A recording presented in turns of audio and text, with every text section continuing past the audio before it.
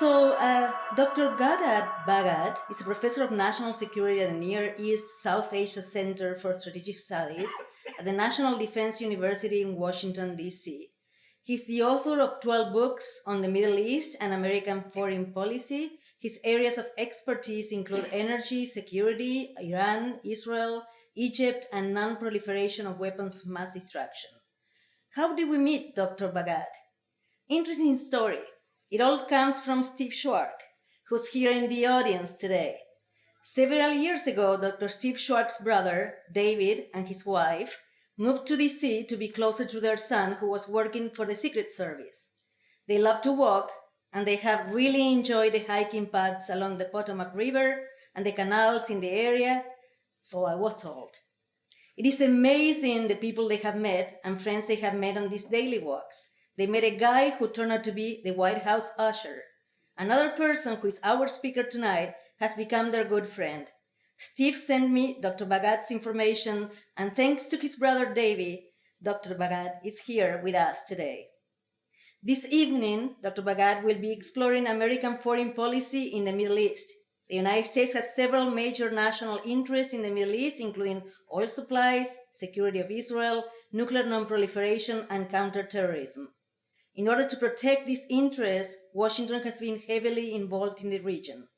However, in the last 2 decades, both Russia and China have consolidated their economic and strategic ties with several regional powers. Meanwhile, some Arab leaders perceive US as withdrawing from the region. Senior US officials strongly disagree with that assessment. This program will examine the main forces that shape US foreign policy in the Middle East and the rest of the world, and discuss the challenges and opportunities in US relations with major regional powers, including Israel, Iran, Saudi Arabia, and Turkey, among others.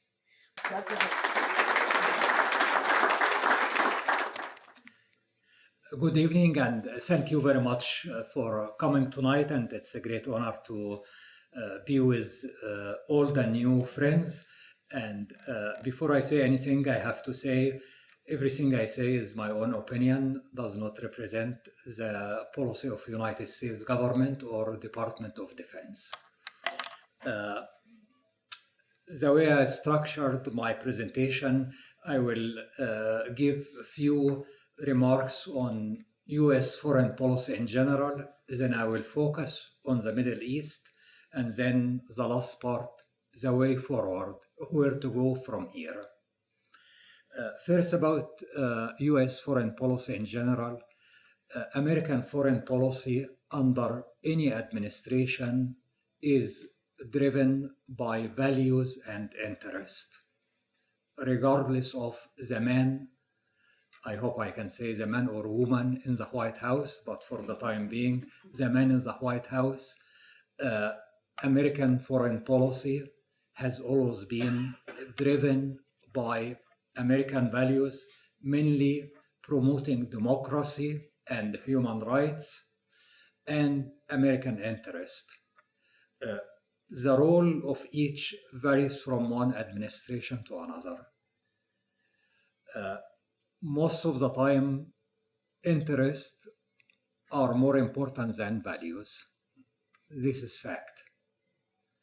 And the reason, because our elected leaders, like any human beings, are interested in getting re-elected.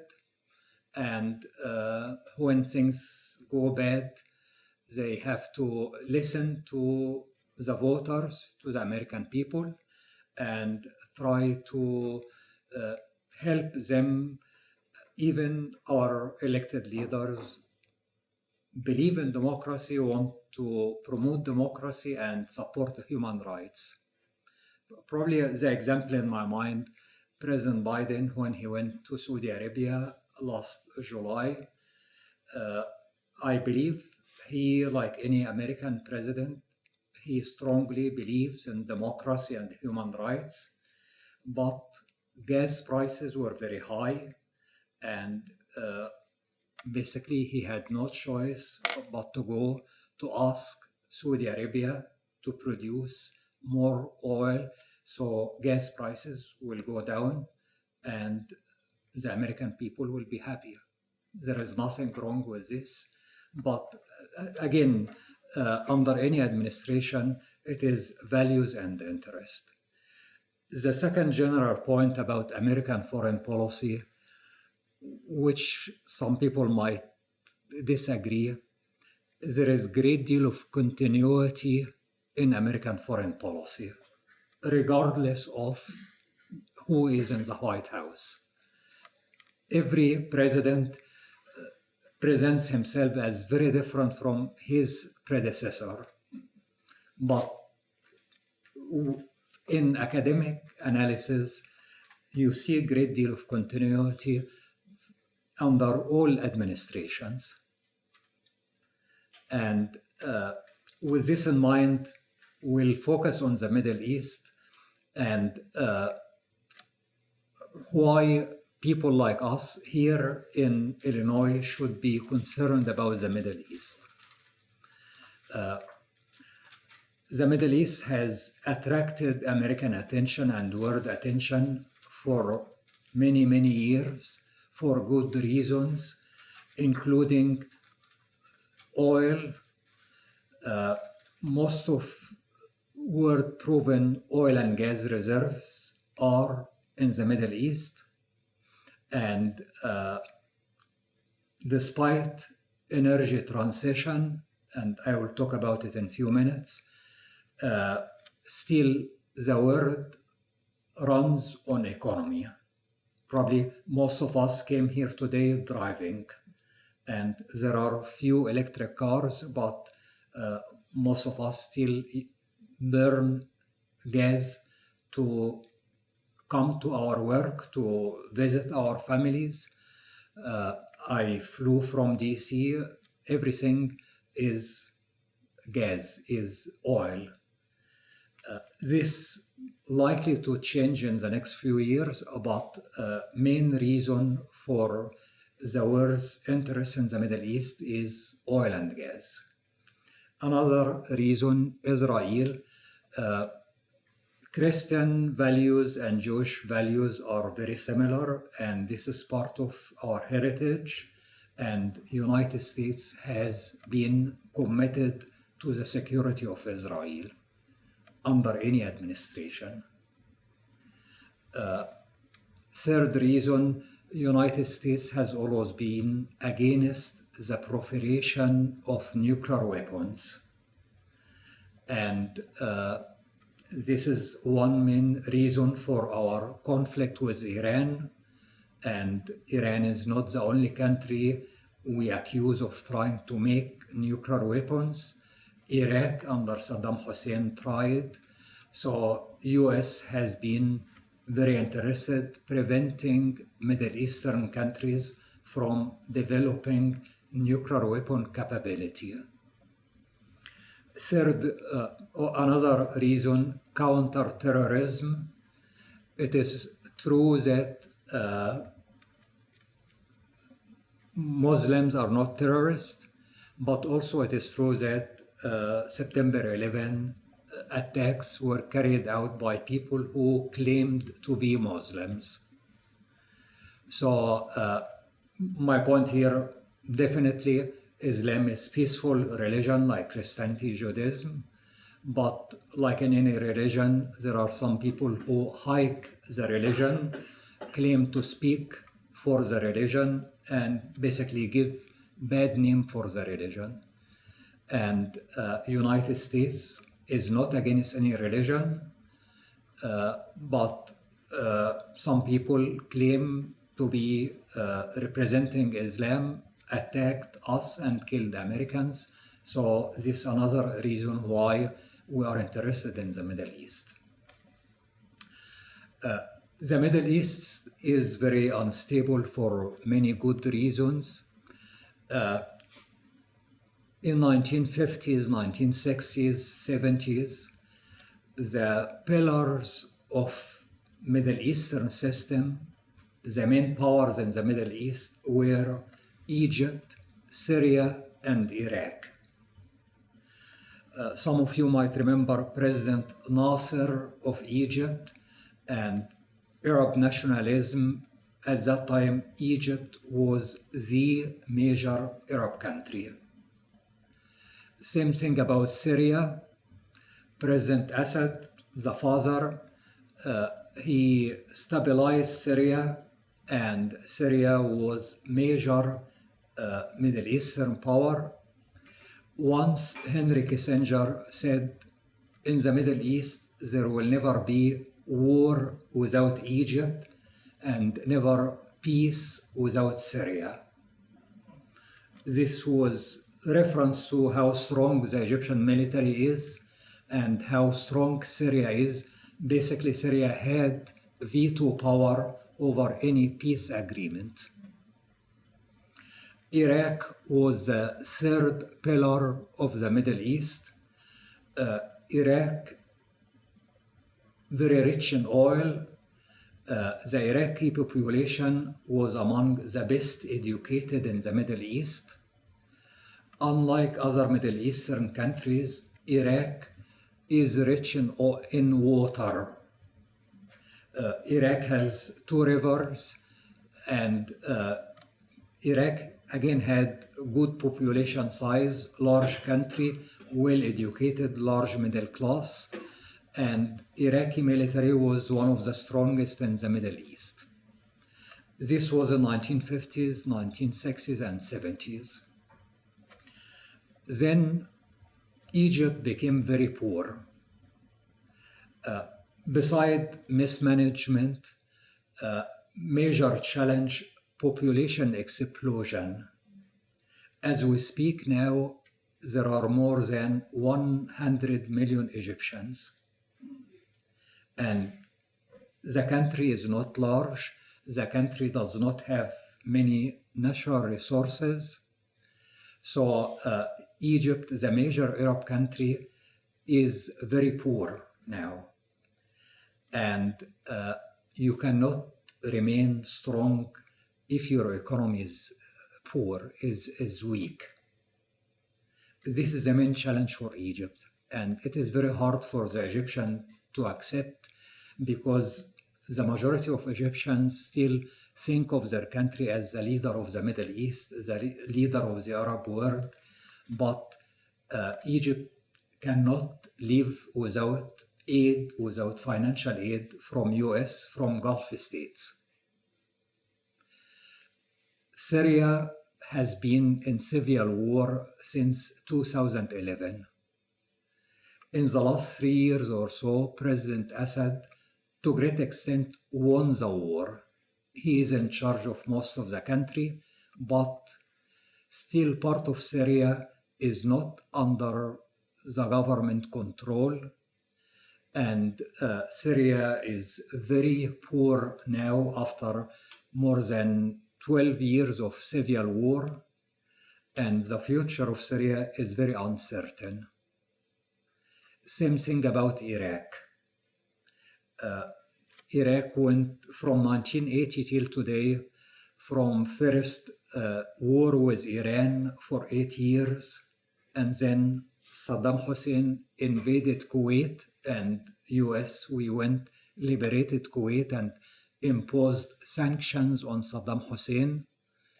And then 2003, we toppled Saddam Hussein. Then the Islamic State. So Iraq has been through many wars and sanctions, and Iraq is to great extent sad story and classic story of how poor leadership can ruin the country. Iraq now is a very poor country, and the Iraq still it has oil, but it has long way to go to be where it was years ago. Okay.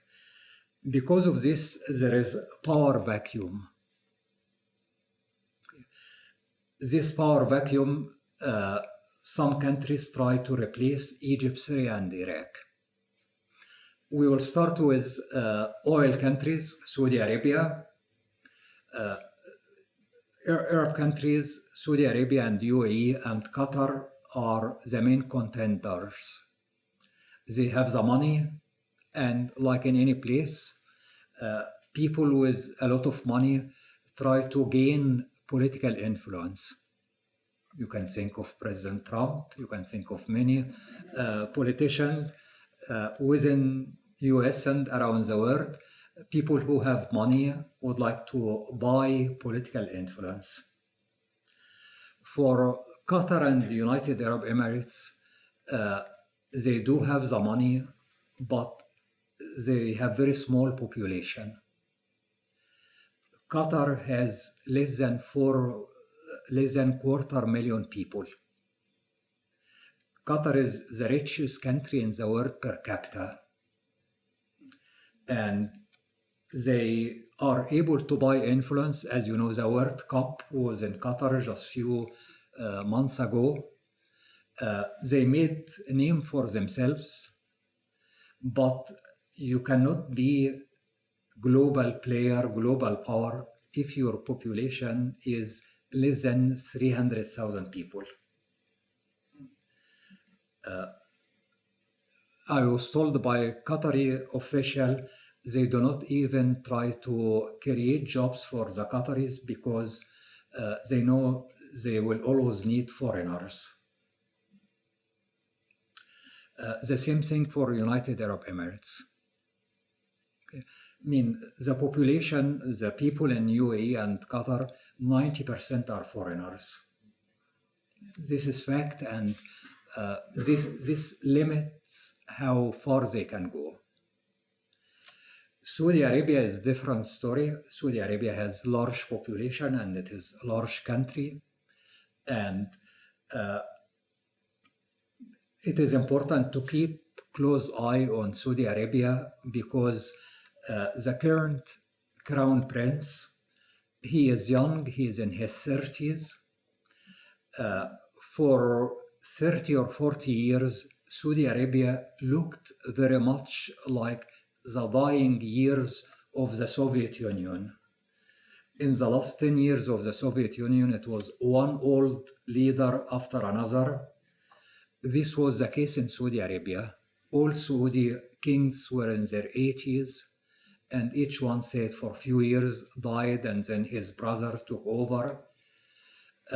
The king of Saudi Arabia changed this. He appointed his son to inherit the throne, and his son made serious mistakes in the beginning, like any 30 plus person, but it seems he's learning, and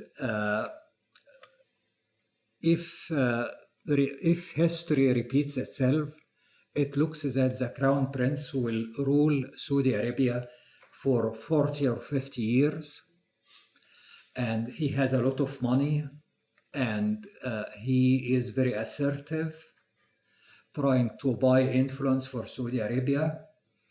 And Saudi Arabia is going through major change domestically and internationally.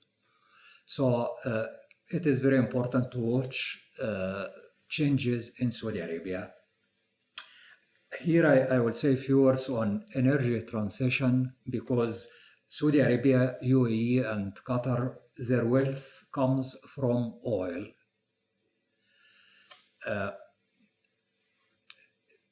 For many years, people have been talking about climate change. Some of you might remember Al Gore.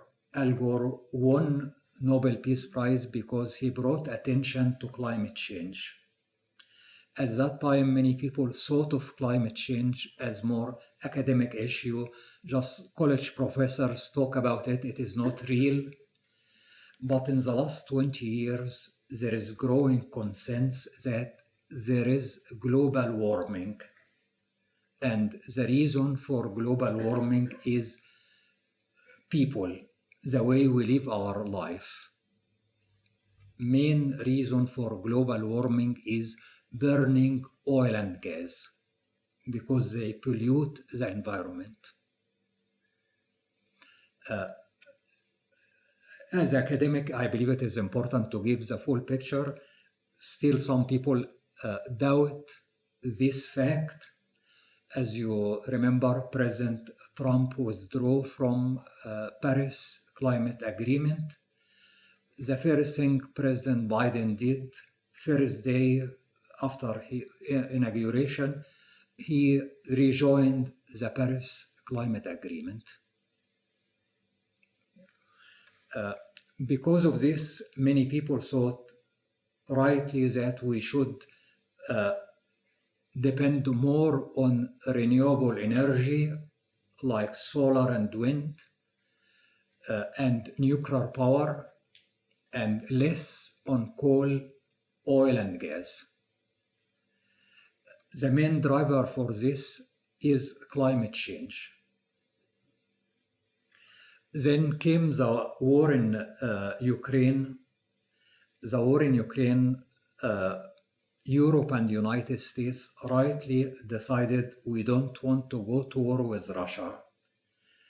The best way to force President Putin to end the war is to impose sanctions on Russia's energy sector. So this is what we did. This is the case today. And this created challenge because green energy is not ready yet to replace oil and gas. Green energy, everybody's okay, everybody supports green energy. It is good for our environment, but we don't have enough. We have not invested enough to make green energy ready to replace oil and gas. With Russia's oil and gas taken from the market, Europe does not import Russia's gas and oil anymore. There is not enough renewable and nuclear. And this is why European leaders went to Qatar, went to Saudi Arabia, Azerbaijan, Algeria, begging for gas. Gas is considered bridge fuel. Bridge fuel, gas is less polluting than coal and oil, and gas can help in this transition from oil to renewable and nuclear. I believe there is a climate emergency, but at the same time, we made mistake many years ago that we did not invest enough in renewable energy, and we are paying the price now. We have to balance economic needs and climate emergency. I mean, the term emergency means there is crisis. It needs to be addressed now.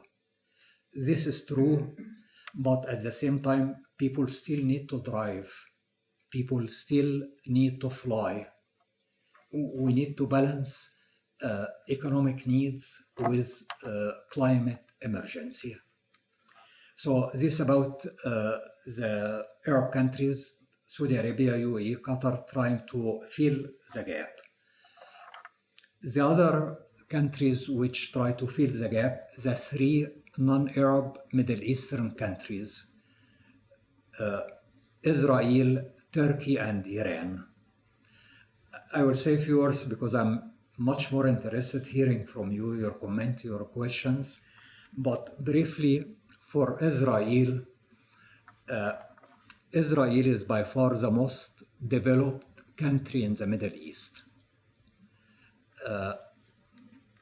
Israel, I was surprised about 6-7 months ago, Prime Minister Netanyahu published a piece in Wall Street Journal and said Israeli economy is larger, Israel GNP per capita is higher than GNP per capita in Germany, Britain, France, Italy, and Japan. When I read this, I did not believe him. I thought politician trying to take credit. Went to World Bank and typed GNP per capita. According to World Bank, he is right. Still now I have hard time accepting this. Israel GNP per capita higher than Japan, Germany, Italy, Britain, France. Again, you can Google it, go to World Bank website, this is fact. So by far the Israeli military is the strongest in the world. All IT companies has offices in Israel. But the main challenge in Israel, the Israeli people and government have not been able to decide if they want the country to be Jewish or democratic. The Arab population is about 20%, and they are second-class citizens. Israel is very similar to South Africa before change. And the Israeli government has not been able, the Israeli political elite have not been able to decide if they want the country to be Jewish, meaning exclude the Arabs, or democracy, equal rights to all citizens.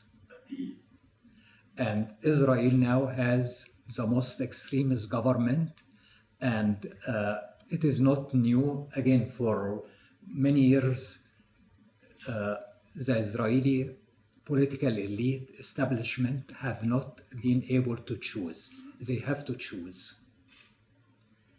The Arabs are poor, and because of this high birth rate, and have not been integrated. Even Arab Israelis have not been integrated in the country. For Turkey, Turkey is NATO member, and United States was very happy with Turkey. Till the last 7-8 years, President Erdogan has become very authoritarian. And as I said in the beginning, American foreign policy is driven by values and interest. United States does care about democracy. President Erdogan is taking Turkey away from democracy. And this is how US-Turkish relations have been tense in the last 6-7 years. United States is keeping close eye on the election in a few weeks, and we'll see what will happen after the election, if it will be fair and free election, and whoever wins, how they will proceed. Turkey is NATO member, and part of our disappointment at President Erdogan, NATO member, is very hesitant to support the war in Ukraine, to support the Ukrainian government. He's trying to play the two sides, Russia and Ukraine, and we do not expect this from NATO member. For a long time, US and Europe saw Turkey as good example of Muslim country having democratic government. But again, in the last 6-7 years, we have been disappointed. For Iran, Iran is unique in the Middle East, one of the oldest civilizations, has great potential, rich in oil and gas, large country with about 80 million people, very strong national identity, very strong educational system. But for the last 40 years, United States and Europe have been accusing Iran of trying to make nuclear weapons. Iran denies these accusations.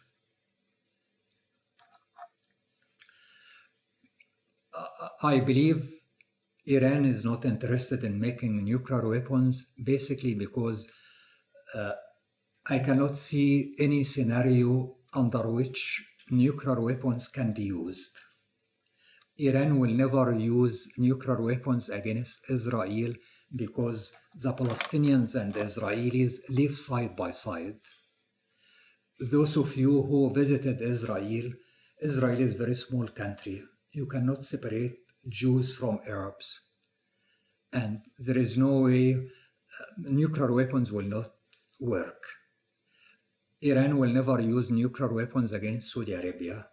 This will be crazy. This is not an option. Saudi Arabia and other Gulf states are concerned about Iranian regional policy, not nuclear weapons. The Iranians brag all the time about their missiles, their drones, their cyber program, and I believe them. These are much cheaper, and they use them. Not only United States and Europe do not want Iran to make the bomb. Russia, China, the rest of the world, nobody would like another nuclear power. And again, in my mind, nuclear weapons are like expensive car. You put it outside your home and you never drive it. This is the case. I mean, as you know, it was used only one time, and we had nuclear weapons. We did not win the war in Afghanistan, in Vietnam. Soviet Union lost the war in Afghanistan. Israel was attacked in 1973, and it had nuclear weapons. So even between North Korea and South Korea, North Korea has nuclear weapons, but nobody would like to be like North Korea. South Korea's great success. If I were leader of country, would like example, South Korea is great success, not North Korea. So with this in mind, because I apologize, I talked for too long, my last point, the way forward. Something is hard for us as Americans to accept. We are in the Middle East, we are still the most important power. Middle Eastern countries understand their relationship with us is more important than their relationship with Russia or China. Russia is very much declining power and China is rising power. The reason China now is the main trade partner with all Middle Eastern countries and many other countries around the world. The challenge for us, United States, we have to accept that we are still the most prominent power in the Middle East and the rest of the world, but we are not as prominent as we were 20, 30 years ago. This is fact, but this is the world. There are other global powers beside us. China has more cash, and as I said in the beginning, when people have money, they try to buy political influence. China is doing this. There is great competition between US and China in IT, information technology.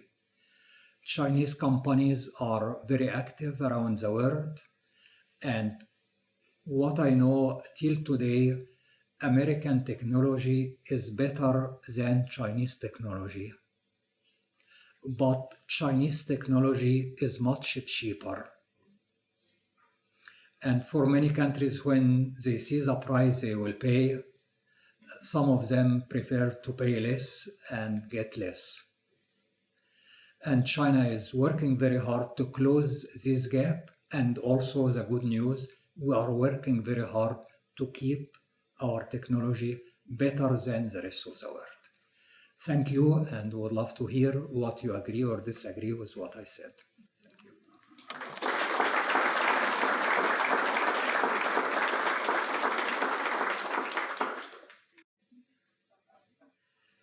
Yes, sir. What percent of U.S. foreign aid goes to the two countries, Israel and Egypt, and how is Israel's outstanding development benefit of those multiple years of foreign aid? In other words, if without the foreign aid, where would they be if we diverted that foreign aid to some of the other emerging markets, what is the potential there? Thank you. It is hard to come with specific figures about foreign aid because United States is accused of giving less foreign aid than other countries.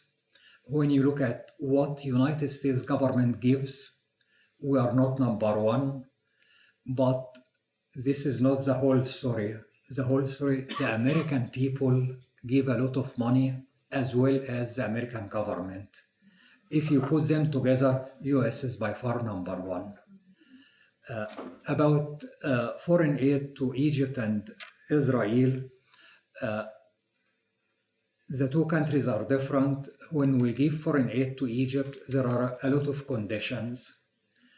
And this why Egypt, they need the money, so they come to us, but they resent the conditions. The condition we insist on human rights, on private sector, they try to resist. For Israel, to great extent, we have no conditions. And Israel gets a lot of American foreign aid, but at the same time, Israel is a unique country in the world. From Second World War, the main lesson the Israeli leaders learned is never again. Never again, we Jewish people will never outsource our security to anybody. And Israel enjoys the immigrants to Israel. They are among the best educated in the world. And this is why American foreign aid to Israel is very important. Israel is by far the largest recipient of American foreign aid, but Israel has developed domestic capability. Israel does not need American foreign aid. If Israel is richer than Germany, Japan, why in the world? But everything is domestic. No politician in Washington can dare to say we should not give foreign aid to Israel. He or she would not survive in the next election. So, yes, ma'am. So I was actually wanting to have a little bit more elaboration on what the U.S. gains out of supporting Israel, and also a little bit of information on the Syrian civil war and like the background, like why it started. Okay. Can you repeat the question? Sure. She's asking about Israel. The motives of like the U.S. supporting Israel. What the United States is getting by supporting Israel and Syria. For, I believe it was Speaker of the House many years ago said, all politics is domestic. And the Jewish lobby is the strongest, or one of the strongest lobbyists in Washington. And our political system, it is legal for everybody to lobby. And it is not only Jewish lobby, but it is fact that Jewish culture is part of Christian culture. This is fact. And this is why we give unconditional aid to Israel. To some extent, some people thought Israel now is more liability to United States. I work in Department of Defense, and in almost every country I visit, people accuse us of being biased for Israel and against Arabs or Muslims. But we believe we support democracy, and Israel presents itself as the only democratic country in the Middle East. There is some truth in this, but it is not the whole story. Israel is democracy for Jewish people, but it is not democracy for non-Jewish Israeli citizens. So there is great deal of cooperation between US and Israel, and I believe no politician can survive questioning the close ties between the two countries.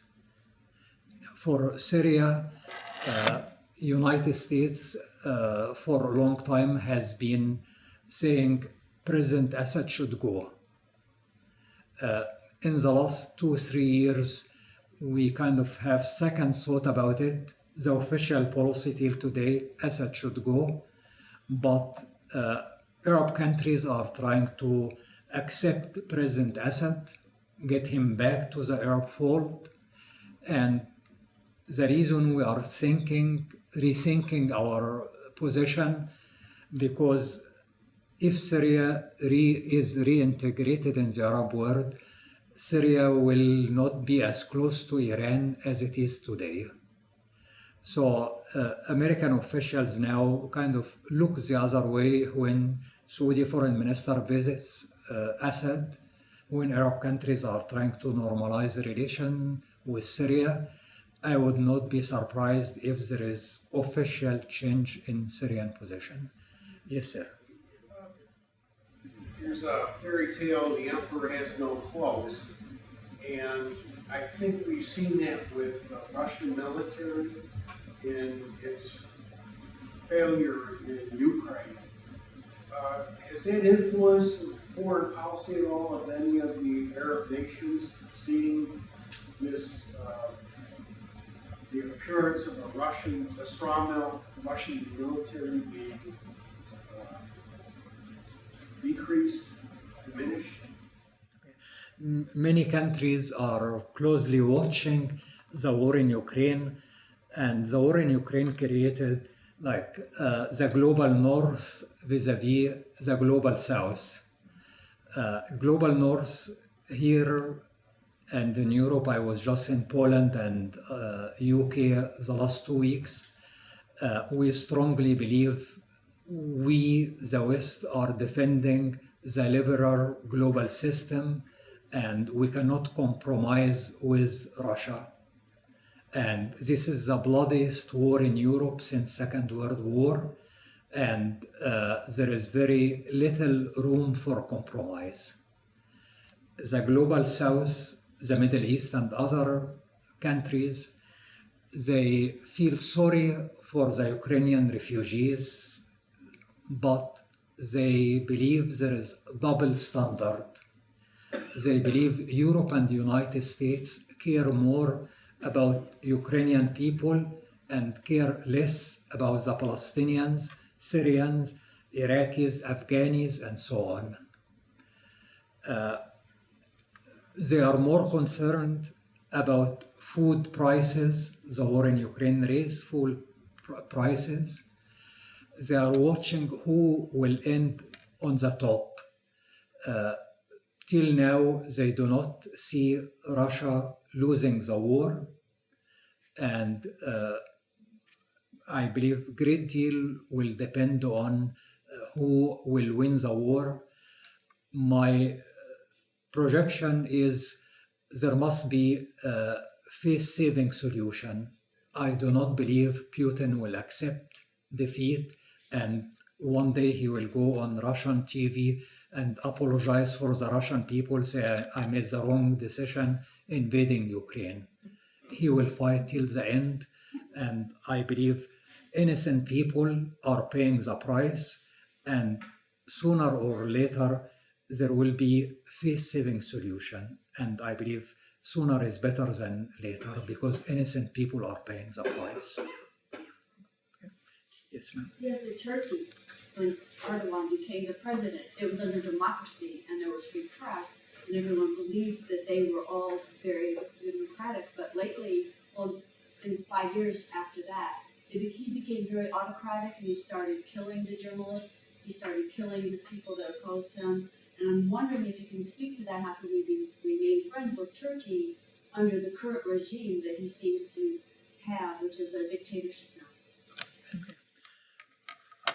Turkey is, I don't want to say global power, but when you see its location, it is the only country in the world located on two continents, Europe and Asia. Turkey on the Black Sea, very important power. Turkey has important influence in Central Asia. For sure, Turkey's strategic value was much more important during the Cold War. Turkey very close to Soviet Union or share borders with the Soviet Union. After the collapse of the Soviet Union, many people started questioning the strategic value of Turkey. Why in the world Turkey is member in NATO? But because of its location, because of its history, Turkey still important country. We have to accept countries the way they are.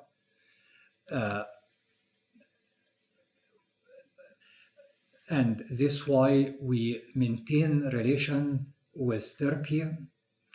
As I said, U.S.-Turkish relations have been tense in the last 7-8 years.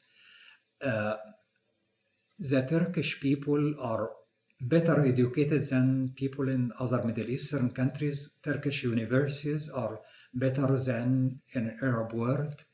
So my understanding, we still believe in the long run, we support democracy in Turkish people, and Erdogan now is in his late 60s.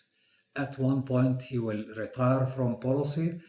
The election in few days is freer than election in many Arab countries. In Saudi Arabia, they don't have election. In Qatar, they don't have. In Egypt, it is not election anyway. So it is not accurate. It is not fair to compare Turkey with US, with Britain, with Germany. It is fair to compare Turkey with its neighbors. Turkey is better than its neighbors. So this is why we do not like Erdogan, but we believe in the Turkish people. May I comment on that? Please. I had occasion to be in Turkey and meeting in my past capacity with the ambassador over there. And he advised me that Turkey had the largest army in NATO outside of us. Yeah. I don't think a lot of people understand that. So when we say, why do we have to get along with Turkey? They're big boys. The second largest army in NATO. Not Germany, not France, not England. It's Turkey. Yeah.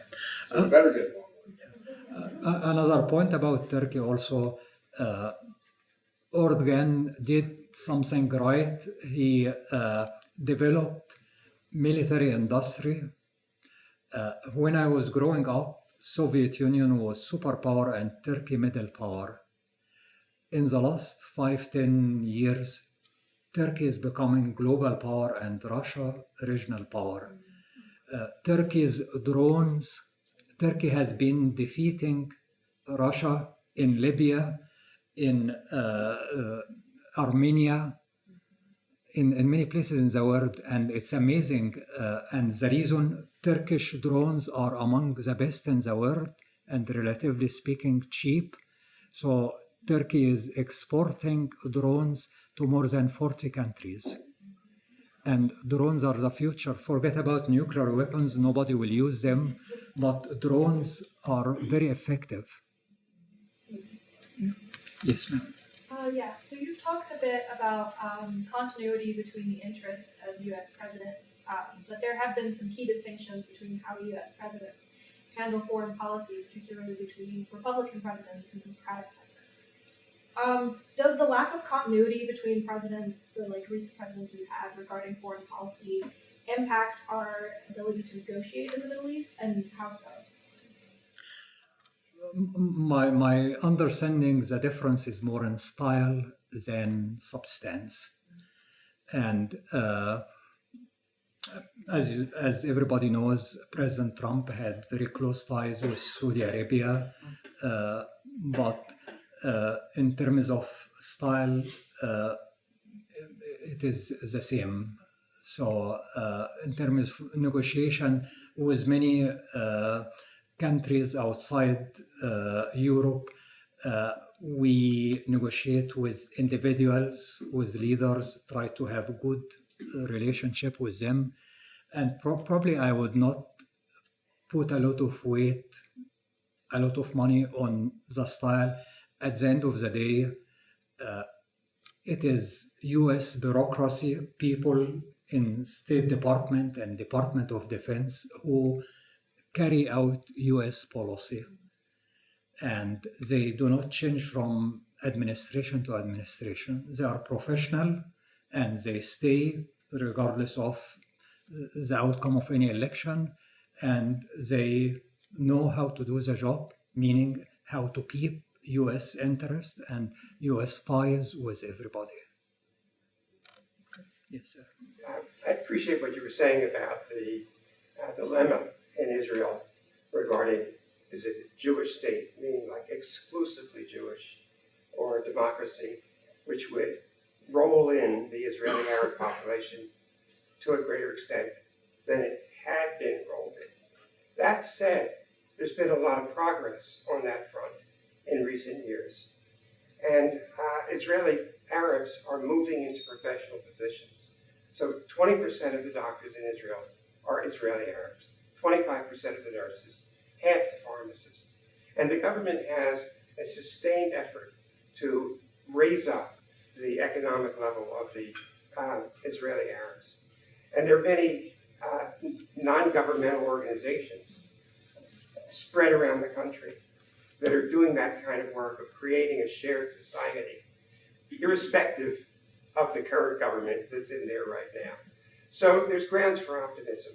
And I don't know whether, it will ever be possible to resolve the issue of a Jewish state versus democracy. But what's happening on the ground is very encouraging. I can share with you experience I had a few months ago. I was in Qatar and speaking in conference, and at the dinner I chose to sit with young people, so it will be a good idea to get their perspective and see how they see things. It turned out these young people were Palestinians living in Qatar, going to school there, master and undergraduate students. I asked them a question. It made sense to me, but it sounded very naive for them. I said, in United States, black and white, when they live side by side, like any young people, they date each other, they fall in love, they marry each other. Do you consider marrying Israeli, or have you fell in love with Israeli? All of them, they looked at me like, are you crazy? And they said, they want to kill us. They said, all Israelis serve in the military, which is true. And they perceive them, rightly or wrongly, that the Israelis want to kill them. So this is a perception, and this talk I had with them made me very pessimistic about this. I'm wondering if you could elaborate a little bit more about Syria. I know I heard what you said about the regime. I think one of the sad things of history in my lifetime is watching what I think is the destruction of that country. It just seems like it's just totally become a wasteland with the Civil War. What do you see as the prospect of where Syria is going to go and how it's going to rebuild? And this is not so much just the issue of the relationship with the government, but what about the country itself? And am I wrong in my image of Syria as having been just, totally torn apart? For sure, it is very sad to see a country destroying itself, people killing each other. Syria has many minorities, and to great extent, it was a kind of artificial state. one reason for the long civil war, foreign intervention between United States and Syria. It is one of few countries we almost have never had warm relations with. Since Syria was created as independent country after Second World War, and since that time, Syria sided with the Soviet Union, and after the collapse of the Soviet Union, very leftist authoritarian country, US has never had warm relations with Syria. For Arab countries, they always resented that Syria has been close to Iran. During Iran-Iraq war, Syria was the only Arab country to support Iran against Iraq.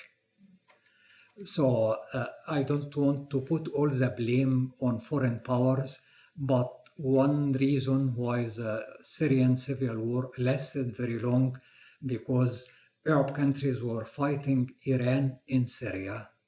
And now with less tension between Iran and Arab countries, there are prospects for stability in Syria. Thank you very much. I appreciate it. Thank you.